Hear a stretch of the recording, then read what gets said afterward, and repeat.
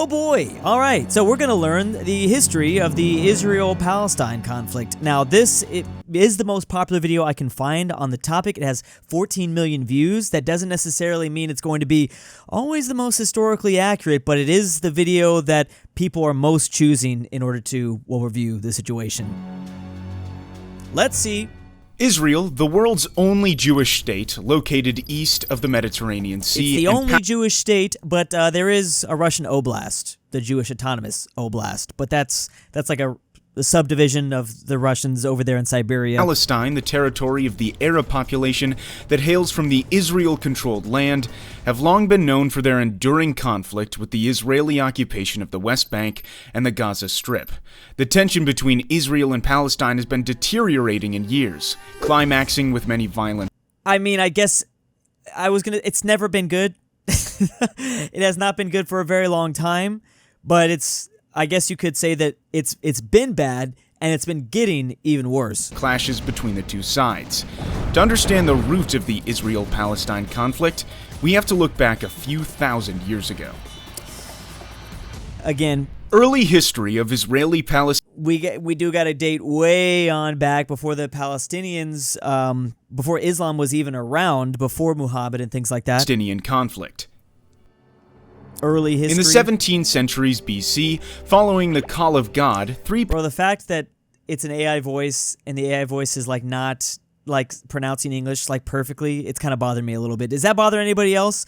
It's already pissing me off. Patriarchs of the Jewish people, Abraham, Isaac, and Jacob, settled in Canaan, a region approximating present-day Israel, the West Bank, and the Gaza Strip, parts of Lebanon, Syria, and Jordan. The region later had the name the Land of Israel, the Promised Land, the Palestine region, or the Holy Land. In 1000 BC, King Saul established the Israelite... It's funny because we got to go all the way further back. I'm just really curious about... I just hope that we're going to throw some shade at the British Empire. You know, I mean, listen, I know that they get enough shade as it is, but they've been messing up. They've done so many messed up, you know, I mean, I don't even know if they knew what they were doing. A lot of the times they just created a literal powder keg, especially in the Middle East. But I am curious how much we are going to focus on the British Empire, because that's, you know, the formation of Israel after World War II. That was kind of a pretty crucial role. Monarchy, which then was ruled by King David, who made Jerusalem the capital of his kingdom, and his son King Solomon, who built the first temple in Jerusalem. After the death of King Solomon, the United Monarchy was split into the Kingdom of Israel in the north, with Samaria as the capital, and the Kingdom of Judah in the south. So to be clear, this is still like way before the Romans and things like that, the Roman Empire and things like that, which they are going to come over to these lands and attack and conquer all this stuff. With Jerusalem as the capital. The land became home to a majority of Jews, but then it was subject to numerous conquests of various groups, leading to the significant decrease of the Jewish population on the land. One of these conquests was conducted by the Roman Empire, who gave the name Palestine to Judah, intending to break the Jewish connection with the land of Israel. And there you go, in 63 BC. So there's a little bit of a time jump there, to say the least, like 9 whole centuries, but yeah, I mean, that's fine. During this time, Christianity, which started... Bro, it's just... Okay, so I love looking at maps, obviously, that's on the map guy, but I always talk about, like, the Middle East is such... It's never going to not be chaotic. Like, there's just some geography determinism, where it's going to make... This is the crossroads of 3 different continents, so many different cultures and faiths and ethnic groups and people. Like, it's always going to explode or want to explode. I don't really know what can happen here. I mean, I guess if something gets... See, if somebody... Historically, when people do conquer it, it's just them having to stay in control of it, but there's still a bunch of chaos that's happening underneath the surface. Like, when you look at a map, it might be like, oh, look, a singular color controls all the Middle East. It seems like, must have seemed like, oh, it's finally stable over there. No. Try again. Started as a Jewish sect, ultimately became a dominant religion toward the end of the Roman Empire. In the 7th century came an Arab conquest, beginning the spread of Islam. We're skipping a lot here, but also I do want to I'm fine with that. I want to get to the more recent stuff. The Dome of the Rock was built on the ruin of the Second Temple, making Jerusalem the holy city to 3 monotheistic religions: Judaism, Christianity, and Islam.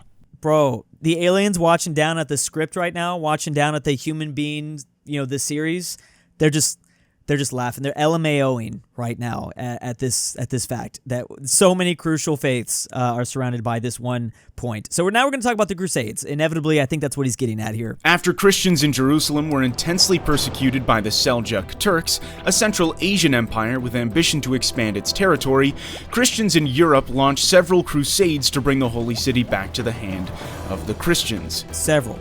Let's not talk about the fourth one though.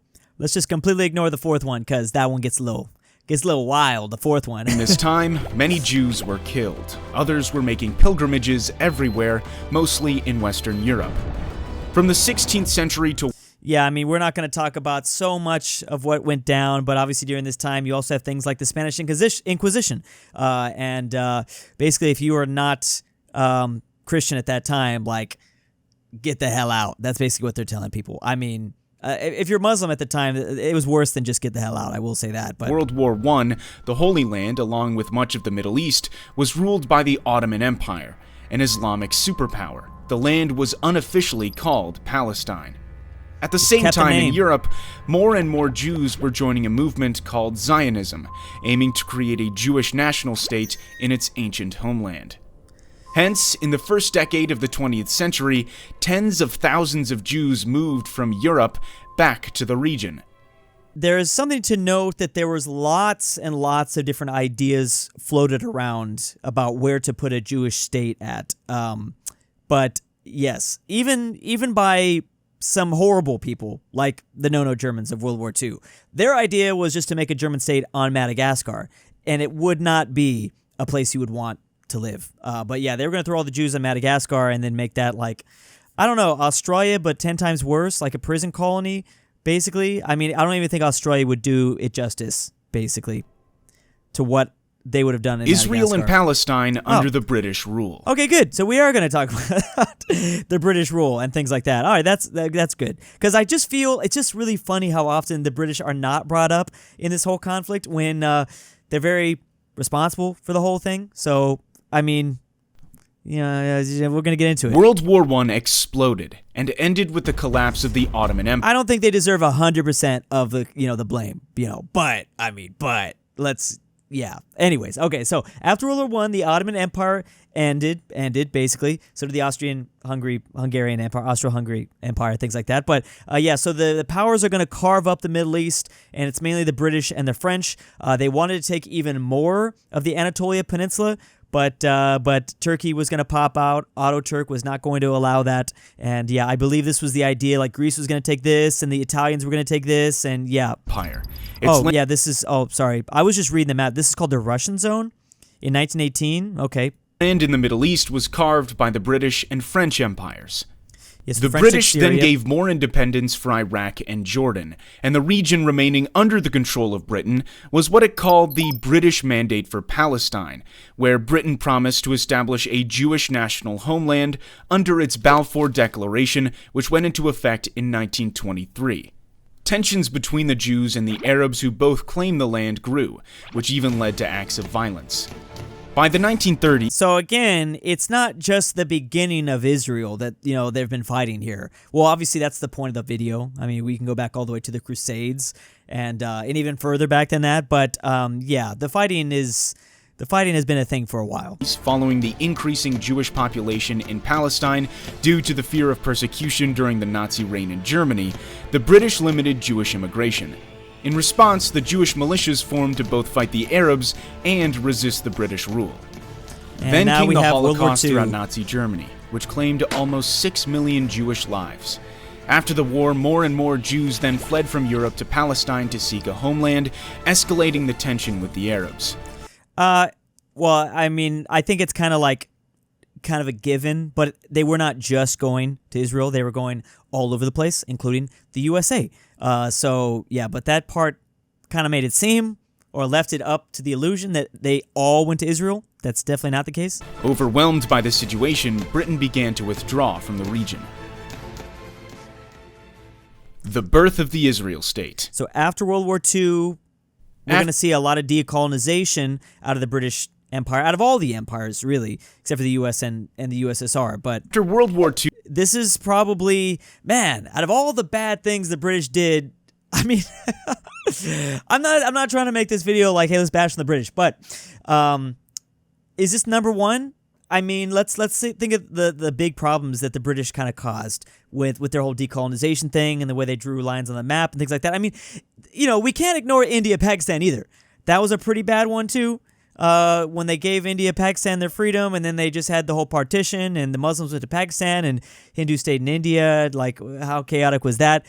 I don't know. We should probably do a top 5 worst tragedies the British Empire kind of caused. The UN proposed a plan to partition Palestine into 2 independent states, a Jewish state and an Arab state, with the city of Jerusalem becoming an international zone with a special status. However, the plan according to which the Jewish, accounting for only 1/3 of the population, was granted more territory, 56.5% of the land, was rejected by the Arabs. What's also important to note, I review maps about this all the time, is a Jewish population in Islamic countries have obviously just plummeted since this time period. You're talking less than 1% in a lot of these places, which maybe shouldn't be a surprise in, certain chaotic regions like Libya and things like that. But I think in Afghanistan, I believe it's Afghanistan, it's on record that there is one known Jew. There's one known Jew in all of Afghanistan. That must date back to the Afghanistan invasion when the U.S. invaded. That must date back to, I don't know, U.S. soldiers just finding one Jewish dude on the streets, and that's how that source got there. But I don't know why I'll never forget that stat. They began to form volunteer armies throughout Palestine. Less than 1 year after that, as Britain completed its withdrawal from Palestine, Israel... Oh my God, that animation. The British just leaving and then just everything bursting into chaos. Declared itself an independent state, marking a new blood... Which, speaking of Afghanistan, it's not like, let's, as an American, let me just, not put, what's the word, clown on the British too much here. We did the same thing in Afghanistan not that long ago. We just kind of left it to just all the fire and flames that happened. I'm just thinking of the U.S. soldiers leaving in those planes and all the people in Afghanistan running after them. Your chapter in the struggle so this between still the definitely Jews goes down. and the Palestinian Arabs. 1948. The 1948 Arab-Israeli War. So there's already, immediately there's conflict that starts. Literally immediately. Now, the big one is the 6-Day War, but there's other ones that we're going to talk about here. Right after the announcement of an independent Israel, a war between the Arabs and the Jews broke out, which was known as the 1948 Arab-Israeli War. So I want to say, now that we're starting off, we actually have the state of Israel and things like that. I've mentioned many times before on my channel, specifically recently, that so there's a massive battle royale that essentially has been taking place in the Middle East ever since decolonization. And there's been all these different powers from Gaddafi in Libya to Saddam in Iraq and to the House of Saud in Saudi Arabia. And then you have Iran and after the Iranian Revolution and things like that. I mean, even before that. But it's just a massive battle royale that's taken place from, North Africa to Pakistan to it's just been crazy. And I have been making the claim that Israel is now looking around and seeing, hey, this is it. We're the only ones left, really. One of the final remaining powers left. It's not like it used to be. Not like it used to be where they're surrounded on all sides. We're going to get into the 6-Day War. Well, they still are surrounded, but they are clearly in a position of where they, they're believing they can just do a lot more. I mean, they just airstriked some place in Qatar. That's pretty bold of them to airstrike something so far away. So there's a battle royale. It's looking like it's coming down to the last few members. Israel might be thinking they've won it. They've won it because they literally just got the U.S. not that long ago, a couple months ago to hit Iranian nuclear sites. So boom, you force Iran to not have, or like the U.S. current strongest military in the world right now backs up Israel. Bam, strikes the nuclear strikes. Now that was the big worry, is that Iran was building a nuke, and they've been screaming that. Everyone, the West and Israel and the U.S. and everything, everyone's been screaming that for like 10, 20 years now, since the 90s, I think. I mean, there's reports that they've been trying to build it since the 90s. So, boom, you hit that. We don't really know the full extent of how much the damage is and how much we set them back. I'm hearing all sorts of, it's hard to even know what to believe anymore with the reports, but, they said that even if we didn't hit them, they still had like 10 years to go. I don't know. But anyways, point is, this is the long journey, back to my point, of this battle royale. This is the beginning of how chaotic it was and how Israel believes they're now number one and they can just kind of do whatever. The war involved 5 recently independent Arab nations: Egypt, Jordan, Iraq, Syria, and Lebanon, the Arab League, who invaded the region in an attempt to establish a unified Arab Palestine. However, a ceasefire agreement was reached a year later in which more than 2/3 of historic Palestine, including the West Jerusalem, belonged to Israel, while Jordan occupied East Jerusalem and the area known as the West Bank, and Egypt occupied the Gaza Strip. As a result, more than 750,000 Palestinians were expelled from the land where they lived for centuries on the day that they call Al-Nakba, or the catastrophe. I've been learning about that. With the deteriorated dispute between the Jews and the Arabs, there came more wars and fighting in the following decades. You can say that again. The 60-Day War. So we have to skip some time. Now remember, during this time you have the Cold War taking place. So, the whole world's not super, like right now it feels like the entire world's focused on Israel. I mean, I'm in the West. I'm not sure if, the people battling in a civil war currently in Myanmar are really focused that much on Israel. But it feels like a lot of the West is very focused on it. Russia, I would say as well. Russia's pretty focused on it. But anyways, this is like middle of the Cold War. This is 1967, if I remember the year correctly. So we're kind of just like trying to not have the whole world freaking explode into a nuclear annihilation. So I think a lot of the world wasn't really too focused on this specific conflict. Obviously, it was in the Soviet Union did not support Israel.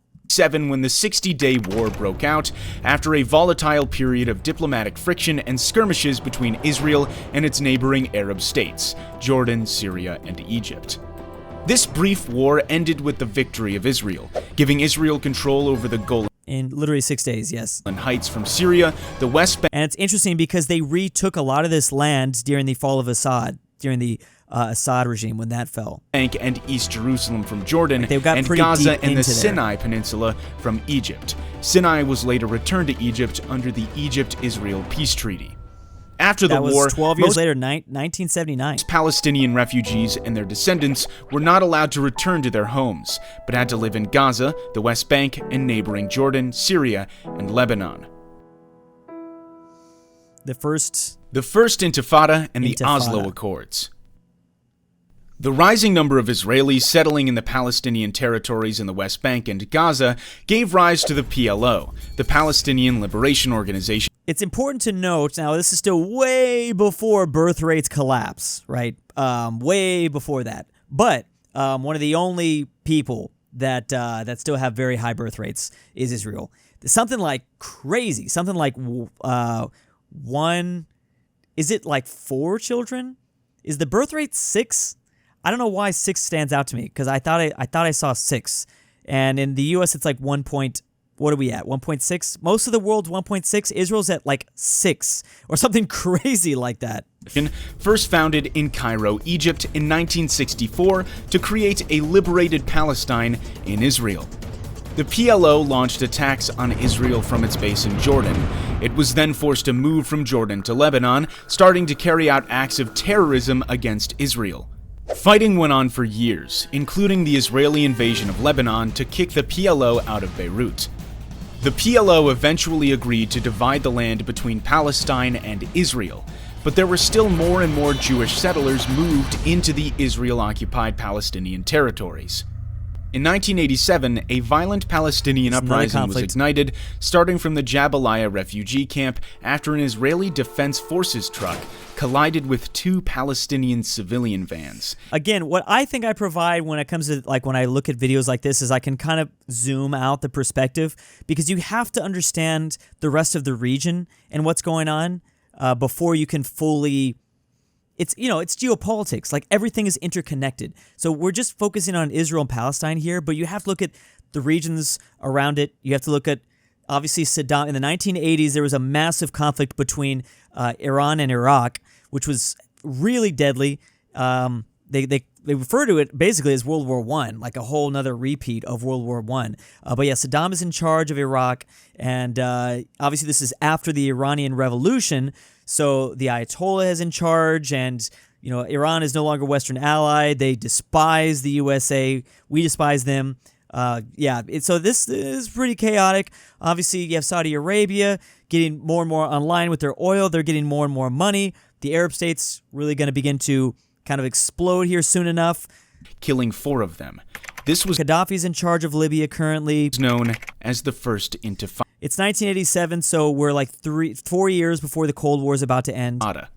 This bloody conflict, resulting in hundreds of deaths, triggered a peace process with the signing of the Oslo Accords by Israel. I don't know why I'm thinking of this right now, but it makes me think of like somebody like Joe Biden, somebody as old as Joe Biden. Like, man, this man was born, I don't know when he was born, but he's old. So he was definitely born, I think, before, he's 80-something, right? So he was before the concept of Israel became a thing, and he basically lived his whole life throughout all of this until now. Like, he's seen what's happening now. So he just saw, like, well, I don't know if he was really focused in on this conflict too much as he's an Irish, his ancestry is like, is he Irish Catholic? Something like that. But yeah, everyone always talked about that. When Israel started moving into Gaza back in 2023, a lot of people were saying that Biden had seen a world where, I don't know, he was a kid, but Biden had seen a world without Israel. And the PLO, the Oslo I Accord signed in Washington. So in his head, Israel was still not they're still surrounded. It's like the 6-Day War all over again. DC, and the Oslo II Accord in Taba, Egypt. According to the Oslo Accords, the West Bank was divided into 3 areas. Area A was exclusively controlled by the Palestinians. Area B was controlled by both the Palestinians. When arguably, I think Israel has had, at least as far as I've seen over the last 10 years, let's talk about like before 2023, like there was a lot of reports of how much Israel was working with a whole lot of people. Now, not Iran, obviously, not Iran, but Saudi Arabia was a big one, and then Turkey was another big one. Egypt somewhat. It just kind of depends. We're probably not going to talk about the Arab Spring, but I feel like the Arab Spring would be an important event to also cover in this video. I don't think we're going to talk about it, though. But now things have changed pretty drastically, and especially with Saudi Arabia just signing a defensive pact with Pakistan, that really says a whole lot. And Israel. Area C was fully controlled by Israel. The Second Intifada. Though further peace talks continued in 2000, the Israelis and Palestinians could not reach agreements on issues like the status of Jerusalem, rights of refugees, and the increased Jewish settlement in Palestinian lands. It's funny because I brought up the Spanish Inquisition a little bit earlier, bro. This is literally like, for some people, if you're old enough, I guess for Joe Biden, but like, this is literally the Spanish Inquisition in a way, because how long that conflict took. That's playing out in the modern day, kind of, because like you have the Christians trying to retake Iberia, and it took 700 years, whereas basically Israel's been trying to take this land. They've been moving in and moving in and moving in for 70 years. So it's like that, except divided by 10 over the course of Ariel Sharon, a Jewish years. Israeli who would later become Israel's prime minister, visited the Temple Mount, home to the Al-Aqsa Mosque in Jerusalem. The action was deemed offensive by many Palestinians, and the Second Intifada broke out. The violence ended with Israel's withdrawal from Gaza. Important date to make note of, we just skipped 2001, which is a very big deal. We just celebrated the 24th anniversary of 9/11. So obviously by 2003, we were not too far away from this location anymore, and we especially needed Israel when overthrowing Saddam.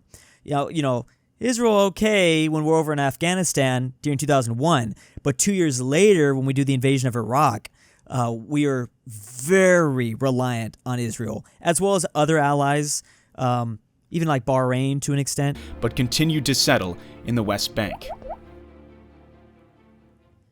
Israel conflict with Hamas. So this is... Hamas is a Sunni Islamist militant group aiming to destroy the state of Israel and create an Islamic state. After the armed conflict between Hamas and Fatah, who managed the PLO, Hamas split from the Palestinian Authority and gained power in the Gaza. Israel put Gaza under a suffocating blockade, leading to several... This reminds me of the boats that currently are going over to send humanitarian aid and things like that. It's from Spain and Italy, and that one lady is on it, that one girl. Bloody wars between the two groups in the Gaza Strip, including Operation Cast Lead, Operation Pillar of Defense, and Operation Protective Edge. In 2014, Hamas and Fatah reached agreement to form a national unity government. In 2018, the U.S. Embassy was relocated from Tel Aviv to Jerusalem. Oh yeah, Donald Trump did that. That was a very controversial move. That was in Trump 1. I remember that. That was a huge deal. Which was deemed by the Palestinians as a signal of American support for Jerusalem as Israel's capital. 2021. The conflict between Israel and Palestine was reassumed by a series of hostile events in East Jerusalem, leading to several acts of violence until a ceasefire deal brokered by Egypt, Qatar, and the United Nations came into effect on May 21st. I understand this video is just about Israel and Palestine, but man, I just wish it was expanded upon. Like, we didn't get into ISIL, we didn't get into the vacuum of power that was held, obviously the Syrian civil war for a very long time. In Iraq and in Syria. We didn't get into anything with Saudi Arabia or Egypt. I mean, obviously when Egypt's right there, so Egypt's kind of an important member role the whole time, but there's just so much that went down here. Peaceful though it may seem now, the complex and long-lasting territorial dispute between two states is a ticking time bomb that can explode any time. And that's crazy that's the way this video was ended, because he predicted this very well. This channel predicted that it has exploded. It exploded in 2023, and now it is still exploding. And there is just so much fallout from this part of the world. Like, you can extend this conflict so far out. It's pretty crazy. It's pretty crazy. Like, as far out to, as the U.S. and Canada, but you have, like I just said, defensive pacts with Saudi Arabia and Pakistan now forming up. Obviously, India is a big supporter of Israel. India is not a big fan of Islam. And, there's a lot to cover when it comes to this stuff. I just wish we would have dived a little bit deeper into the whole geopolitical region. It's probably safer to just not. Maybe that's why the video chose to not do that. But as I said, I think that Israel feels very confident, because many Western governments are going to back them up. And I mean, it doesn't really matter in the U.S. if it's a Republican or a Democrat in charge. They're clearly going to side with Israel. Unless in 2028, there's a drastically different Democrat that is elected into office, which who knows? I guess it's possible. Obama came out of nowhere, but, and that's an interesting president to bring up, because obviously on the surface, Obama supported Israel, but I remember watching a documentary a couple years ago where, like, they had a very touch and go relationship, Obama and Bibi. They didn't really like each other, and it felt like one of those situations where, like, maybe on paper they're backed up, and the U.S. probably would help Israel if it came down to it. But Bibi and Obama did not have the best relationship at all. People forget that Benjamin Netanyahu, the current prime minister of Israel, has been in charge since 1996. That's crazy. So yes, he remembers Bill Clinton and Bush and Obama and basically everybody. So, and obviously they've all been big supporters of Israel. But yeah, there's lots of interesting documentaries, like I said, about the tension that Obama and Bibi had during his term when he was president of the U.S. I never paid attention in history when I was younger, but now that I'm older, I know how important it is knowing these things to see how we ended. A lot of these comments are praising the video for being neutral. I mean, those are the top comments. I'm sure if we sort by new, it'd be completely different because I feel like with the many conflicts, but especially this one, no matter what you do and say, someone will find a way to not like the way certain things are portrayed. That's just kind of a guarantee. But yeah, for those confused by the 6-Day War, because the narrator is saying 60-day war, it was the 6-Day War, lasted 6 days. Yeah, the AI voice, not a fan. And yeah, please, no. We have to stop that. We have to stop this, YouTube. Stop with the AI voices, please. I feel like such a boomer for saying stuff like that. It's crazy. But this is like history on maps. I'm a big fan of this channel. Been a big fan of this channel for a very long time. Let me know if you learned something from this video. Big thanks to my patrons this month. If you want your name here, check that Patreon link in the description down below. Never change Drew unless you want to. We need a Drew bobblehead figurine. Petition for Drew Alexander to make the Terrible, ASMR Connor Tingles Pavlik, version 2. Frederick Tiblin, King Bear Hayes, Lore Track, Luxembourg Lover, Migloo the Goat, Nolan, Nord Tyrol, Tambrin, and William.